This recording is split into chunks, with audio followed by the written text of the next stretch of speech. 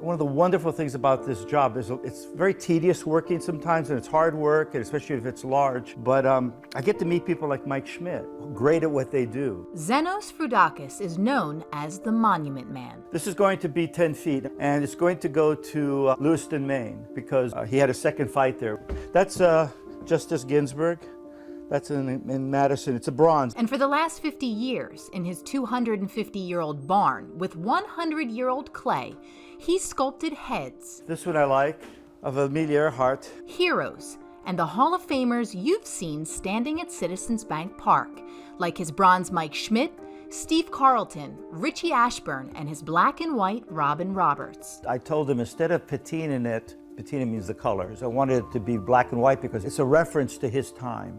It's kind of a visual biography. You're trying to give someone the sense of, they're not going to get to meet Mike Schmidt personally. What's it feel like to be next to him? He can go inning after inning with stories about sculpting these Philadelphia greats. Robin Roberts posed downstairs, as did Mike Schmidt. And Robin Roberts was, I think, 80-something years old, and he got down in a pitcher's pose, and I asked him about the home run that Joe DiMaggio hit off of him, because I had sculpted Joe DiMaggio as well. He said to me, why do people always mention the home run he hit? They don't mention all the times I struck him out.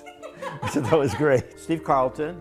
Now that's a white plaster. The overall pose for Carlton is, if you look at the discus thrower that the ancient Greeks sculpted, it's what's called transitional movement. It's one moment and the next moment. And the life has to come out for the middle of the piece, just like it does with us. But I wanted to know, how would he mold this moment, what could be called a Cinderella story for the Phillies? What's the big idea? Their unity as a team. The way you see them go back to the dugout and how they hug each other, and they're breathing each other's successes. So I would probably make almost a puzzle that starts small, gets larger, and each one of the puzzle pieces would have one of the players that without that player, it might not have happened. So what will happen next? Let's not get ahead of ourselves. We'll just have to wait and see. Vittoria Woodill, CBS 3 Eyewitness News.